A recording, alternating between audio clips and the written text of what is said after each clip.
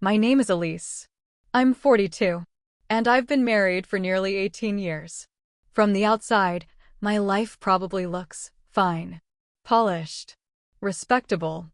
A nice home in a safe neighborhood, a husband who provides, a teenage daughter who's more distant than rebellious. Thank God for small mercies.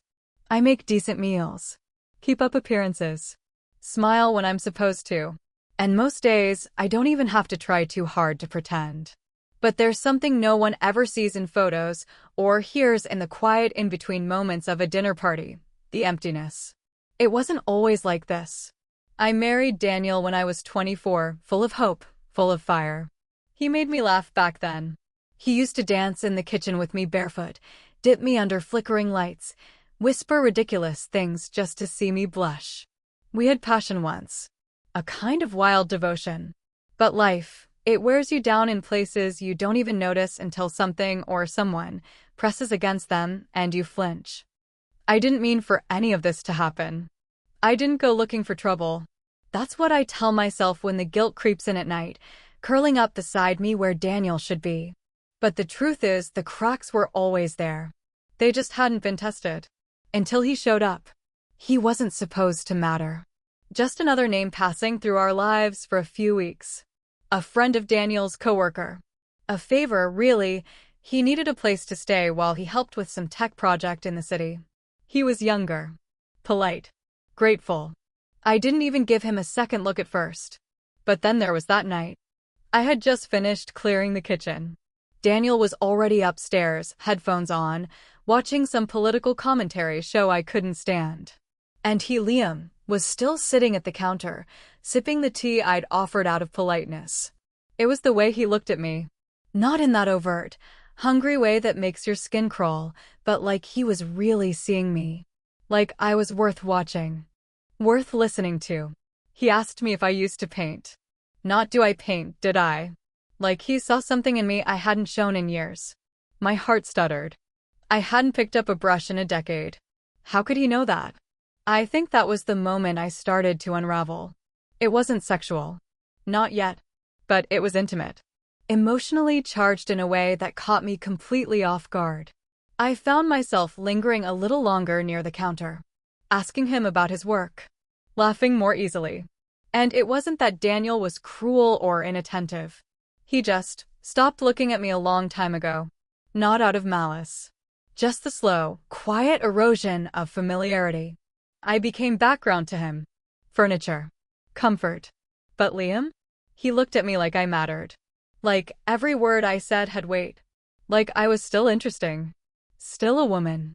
The first time his hand brushed mine, I didn't pull away. It was accidental. Or maybe it wasn't. A small movement when I handed him a bowl. Our fingers touched, just for a second. But my skin tingled like it had been asleep for years and had just remembered how to feel. I stood in the kitchen after he went to bed that night, my hand against my chest, breathing deeper than I had in months. And I knew.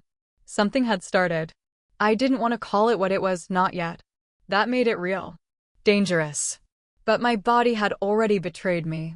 My heart was leaning, tilting towards something I hadn't felt in a long, long time. Desire. Not just for sex. Not just for touch. But to be seen. To be known. To be someone's intention, not just their obligation. I'd like to say I tried to stop it. That I set clear boundaries. That I never imagined letting it go any further. But I'd be lying. And if I've learned anything, it's that the truth finds you eventually. Even in the quiet. Especially in the quiet.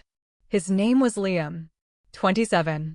Polite, well-spoken, thoughtful in a way that felt both disarming and intentional.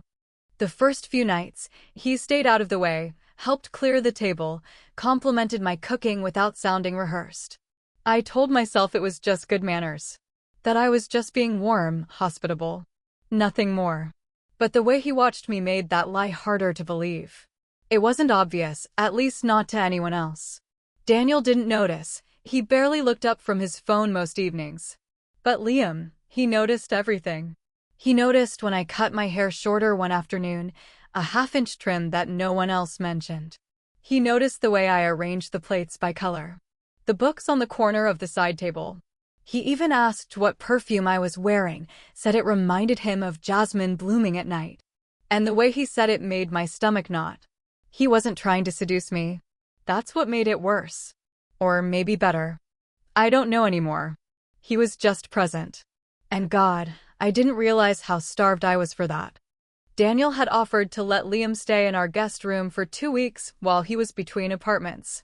I said yes before really thinking about it. At the time, I hadn't imagined how easily someone could slide into your world and tilt it, ever so slightly, off its axis. I remember one night in particular. It was warm, late spring. I'd gone outside to water the garden, something Daniel always promised to do, but never got around to. The hose had a leak, and I ended up with water on my shirt. I laughed, wiping it away with my arm, when I turned and Liam was standing on the porch, leaning against the rail, watching me like I was something worth studying. "You're good at that," he said quietly. "At watering plants?"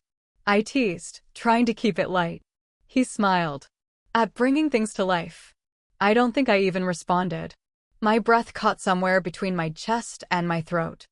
I turned back to the garden, heart pounding, unsure of what scared me more, his words, or how much I wanted to believe them.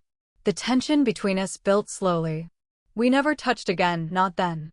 But we didn't need to.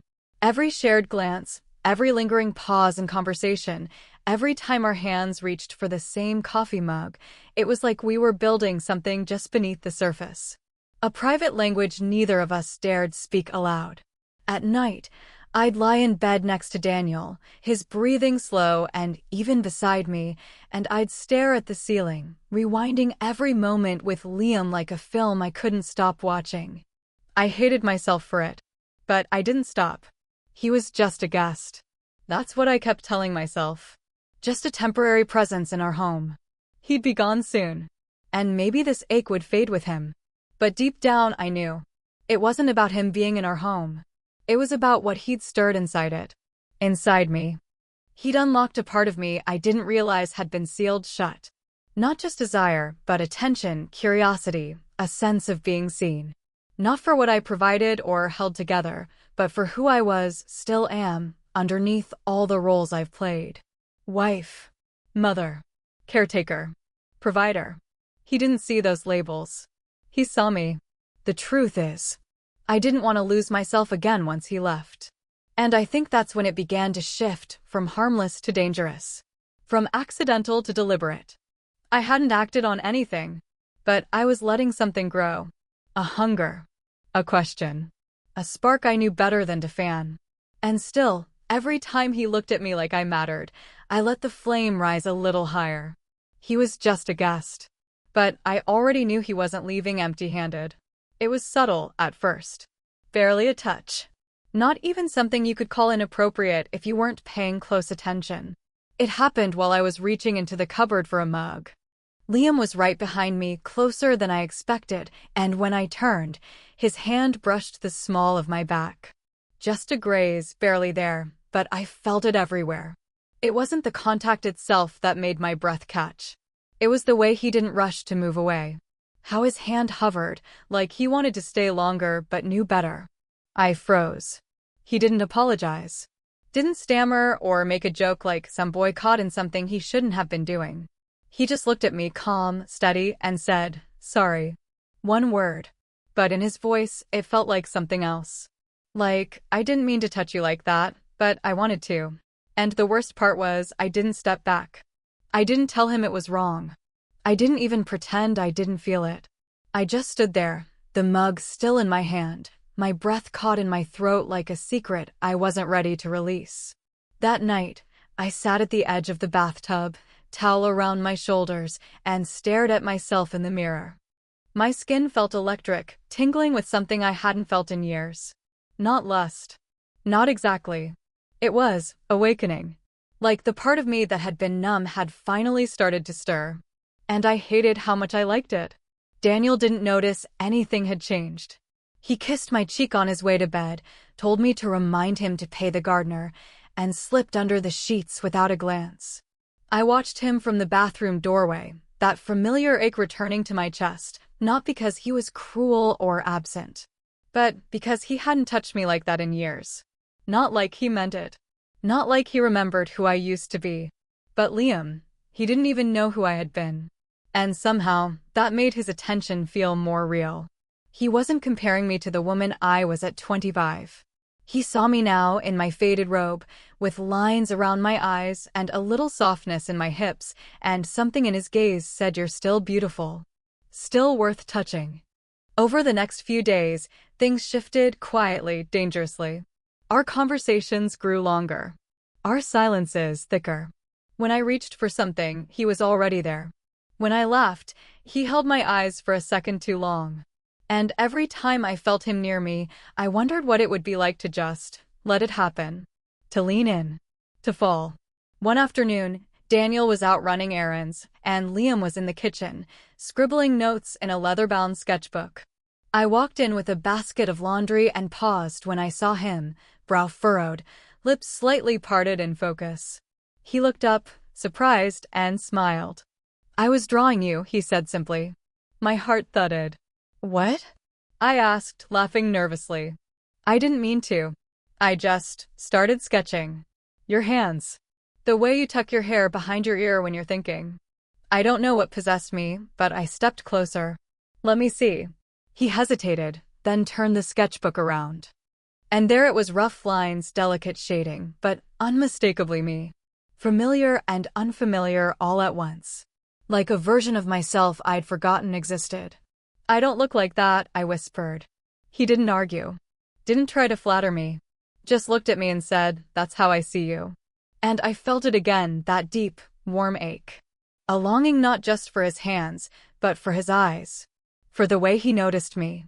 The way he cared enough to put me down on paper. It scared me how badly I wanted to be his subject. To be seen. To be captured. And I knew in that moment that whatever this was between us, it wasn't going away. I didn't expect to feel that. Not from someone so much younger. Not in my own kitchen. Not when my husband was just down the street. But I did. And I couldn't unfeel it. By the end of the first week, Liam and I had fallen into a rhythm that no one talked about, but we both felt. A subtle undercurrent. Invisible, but unmistakable. He never crossed a line. Not technically. No kisses. No confessions.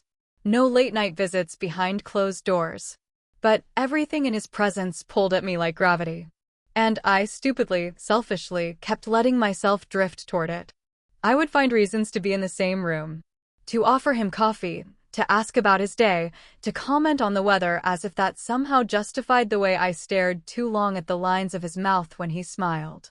I knew I was playing with fire. But I didn't realize how close we already were to the flame until the day he finally said something. It was early evening. Daniel had taken our daughter to visit his mother, and I was home alone for a few hours. Liam was in the living room, sprawled out on the floor with his laptop open, headphones slung around his neck, humming something soft and low while typing. I stood in the doorway, watching him. I didn't mean to linger. I told myself I was just going to ask what he wanted for dinner. But when he looked up, everything in his expression shifted. He sat up slowly, like he'd been expecting me. "You don't have to pretend with me," he said gently. My stomach dropped. "Pretend what?" He tilted his head. "That you don't feel it too." The silence that followed stretched so long it felt like a held breath. I didn't know what to say. I felt exposed, like he'd peeled back the thin layer I'd been using to protect myself and found everything I'd been trying to deny. I opened my mouth. Closed it. Took a step back. "You shouldn't say things like that," I whispered. "Why?" he asked, still calm. "Because it's not true? Or because it is?" I looked away. My hands were shaking, and I curled them into fists at my sides. "Liam, I'm married." "I know," he said softly. "You remind yourself of that every time we're in the same room. Like you think it's going to stop you from wanting more." I let out a short, bitter laugh. "You think I want this? You think I planned for this to happen?" "No," he said quickly. "I think you've been starving for something real for so long that when someone finally showed up and saw you, it scared the hell out of you."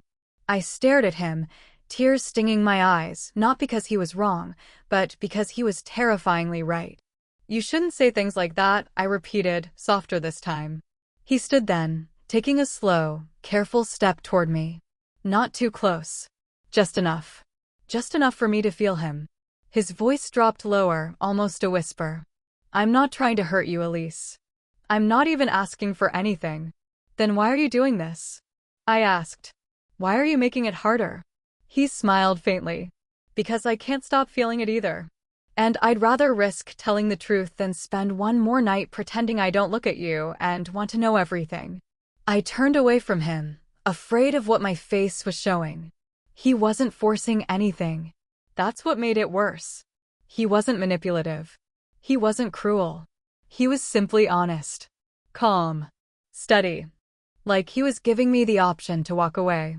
And I could have. I should have. But I didn't. I'm not proud of how I feel, I whispered. You don't have to be proud of it, he said. You just have to admit that it's there. My heart thundered in my chest. I didn't trust myself to speak again, so I nodded once, just enough for him to see. And he did. God, he saw everything. He didn't touch me that night. He didn't even come closer. But something between us shifted. Something real. The air changed. The silence thickened. The denial fell away like peeling wallpaper. He knew I was holding back. And now, I wasn't sure I had the strength to keep doing it. It happened on a Sunday. A quiet, overcast day, the kind that made the world feel suspended in stillness.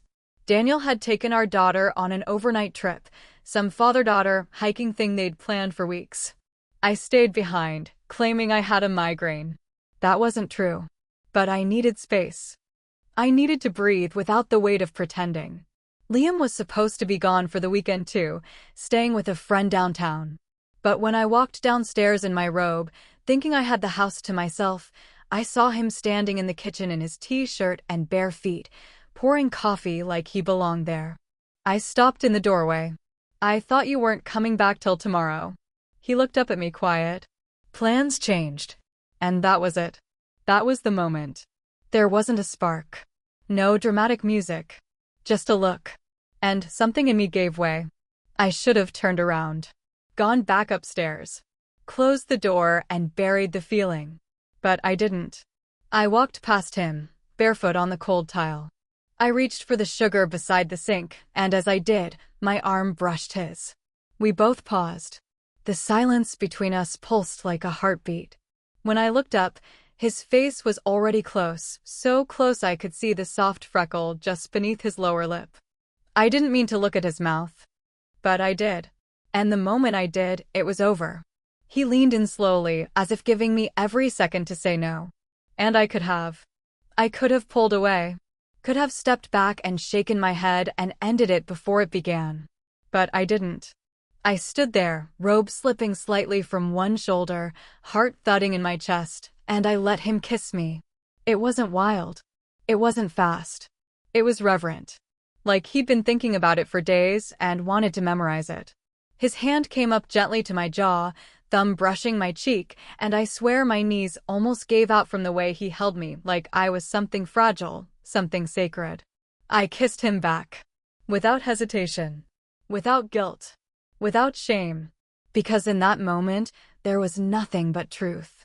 No husband. No marriage. No rules. Just me. And him.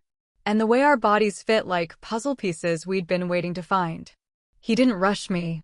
He led me upstairs like he was afraid to spook me, like he still half expected me to change my mind. I didn't. We stood at the edge of my bed for a moment, both of us breathing hard, neither of us speaking. I reached for his hand first. And when his fingers touched my skin, it felt like my whole body exhaled. I had forgotten what it meant to be touched with care, with intention. To be unwrapped like a gift someone had been dying to open, not because of what was inside, but because it was mine. He didn't worship me. That word always felt hollow. But he honored me. My body. My scars. The curve of my waist. The way I gasped when his hand found the small of my back. He learned me softly, slowly, like a language he already halfway spoke. And I cried. Not because I regretted it. Not because it hurt, but because I hadn't felt wanted like that in years. Afterward, we lay there in silence, my head on his chest. His arm curled protectively around me like he couldn't quite believe I was real. I stared at the ceiling, the guilt creeping back in, but not in the way I expected. Not loud and punishing. It was quiet. Sad. Like a goodbye that hadn't been said yet. I should have walked away, I whispered into the hush. He didn't say anything at first. Then, with a hand brushing softly through my hair, he murmured, "But you didn't." And we both knew what that meant. We couldn't go back now. The line had been crossed. And I wasn't sure I wanted to return to who I'd been before it happened. Because for the first time in years, I felt alive. And seen. And touched like a woman, not just a role. The next morning, the sun came up like nothing had happened. Birds sang. Coffee brewed. The world spun forward, unapologetically indifferent to the fact that everything inside me had changed. Liam was gone when I woke up. He'd folded the blanket back over my shoulder, left a glass of water on the nightstand. No note. No trace. Just silence. I sat up in bed, the sheets still warm from his body, and stared at the doorway like I expected him to walk back through it. He didn't. And I didn't know if I was relieved or devastated. Downstairs, the house looked exactly the same. The shoes lined up by the door. The half-used candle on the table. Daniel's favorite mug in the dish rack. Everything in its place. But I wasn't in mine anymore. Every time I moved, I felt it, his touch still lingering on my skin like a secret only I could hear. I tried to shake it off. Tried to wash it away in the shower. But the water wasn't hot enough to scrub out what he'd left behind. When Daniel and our daughter came home that afternoon, I smiled like nothing had happened. I hugged them both. Asked about the trip. Laughed at a story about a misread trail map. Made dinner. Poured wine. Played the role. But I could feel it slipping. I couldn't meet Daniel's eyes for too long. Couldn't touch his arm without feeling a jolt of guilt so sharp I almost flinched. He didn't notice. Or maybe he didn't want to. Maybe he was just glad I was laughing again, even if it sounded hollow to my own ears.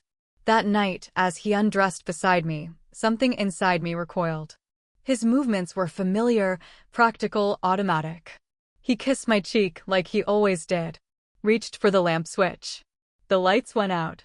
And I stared at the ceiling, wide awake. Because I knew now what it could feel like. To be chosen.